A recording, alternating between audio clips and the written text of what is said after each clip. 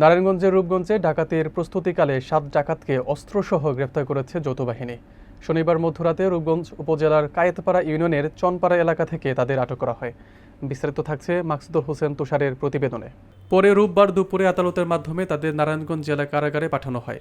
গ্রেপ্তারকৃতরা হলেন চনপাড়া পূর্বাসন কেন্দ্র এলাকার আকরাম হোসেন, আয়ুব আলী, ইশাক মিয়া, রুবেল মিয়া, ইউনুস আলী, কামাল হোসেন ও রাজু খন্দকার। রূপগঞ্জ থানার ভারপ্রাপ্ত কর্মকর্তা তরিকুল ইসলাম জানান, গোপন সংবাদের ভিত্তিতে জানতে পারি চনপাড়া এলাকায় একটি ডাকাত দল ডাকাতির প্রস্তুতি নিচ্ছে।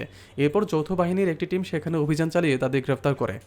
অভিযানকালে তাদের কাছ থেকে চাইনিজ কুড়াল, চাপাতি, ছোরা ও অন্যান্য ধারালো অস্ত্রসহ মোট 16টি অস্ত্র উদ্ধার করা হয়। গ্রেফতারকৃতদের বিরুদ্ধে পূর্বেও ডাকাতিসহ একাধিক মামলা রয়েছে কিনা তা যাচাই বাছাই করা হচ্ছে। ওসি আরও জানান, এই চক্রটি দীর্ঘদিন ধরে এলাকায় আতঙ্ক ছড়িয়ে বিভিন্ন অপরাধমূলক কর্মকাণ্ডে জড়িত ছিল। তাদের বিরুদ্ধে আইনানুগ ব্যবস্থা গ্রহণ করা হয়েছে। গতকাল ভোর 4:30 ঘটিকার দিকে যৌথ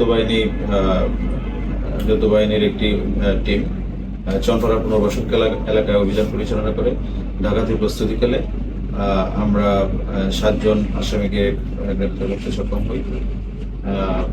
তাদের কাছ থেকে দেশীয় ছোরা, চাপাতি, চাইনিজ কুড়াল সহ বিভিন্ন অস্ত্র উদ্ধার হয়েছে।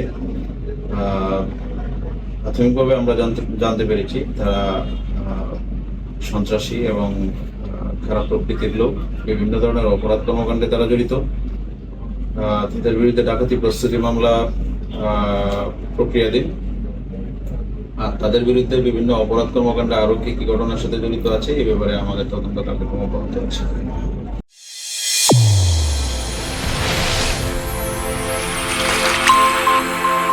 চ্যানেল A1 হৃদয়ের স্পন্দন।